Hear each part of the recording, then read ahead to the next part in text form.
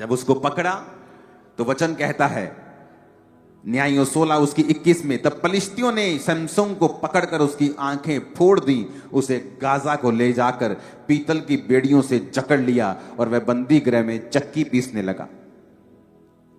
Imagine करो, जिस व्यक्ति को पलिश्तियों को मारने के लिए चुना है, वही पलिश्तियों ने उसकी आंखें फोड़ दी।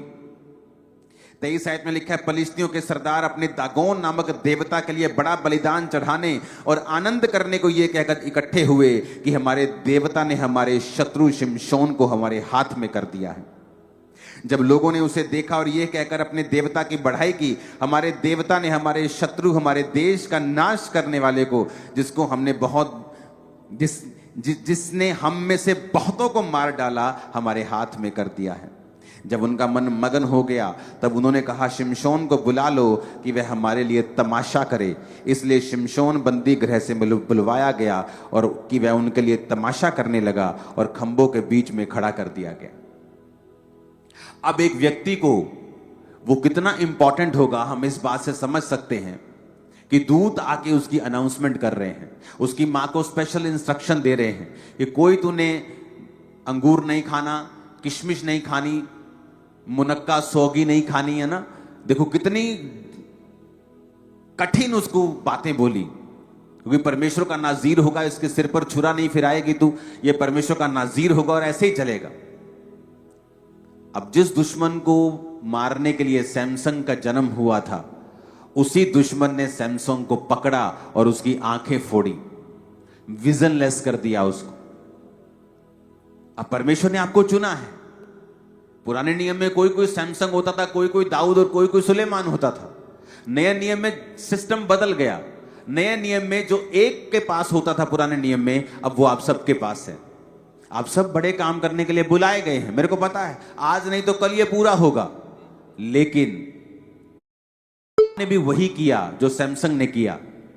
जिस दुश्मन पर सैमसन को कब्जा करने के लिए बुलाया गया था और उस पर कब्जा किया, बहुतों बार उनके हजारों को गधे की जबड़ी की हड्डी के साथ उसने मारा, बहुतों बार उनको शर्मिंदा किया, कभी पकड़ नहीं पाए।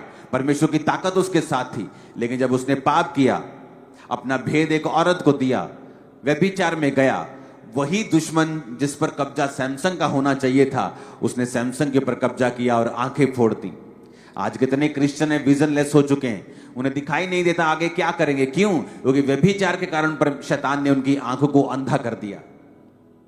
नहीं जानते सेवकाई में क्या करना है। पास्टर्स व्यभिचार में फंसे हुए हैं।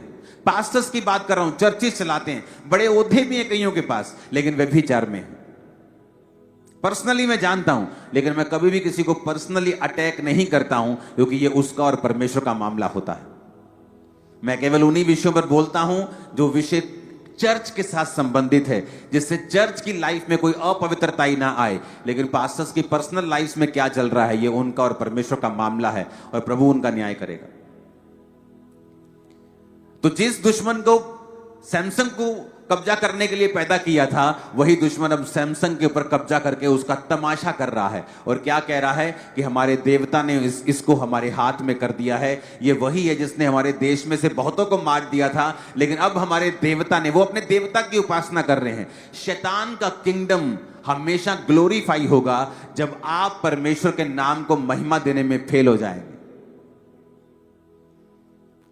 परमेश्वर ने बड़े बड़े मिरेकल करके इजराइलियों को बुला लिया, छुड़ा लिया, राजे को शर्मिंदा किया, बड़े बड़े मिरेकल किए, उसको बार बार शर्मिंदा करके उसके पहलोठे को मार के वहां से ले गया। लेकिन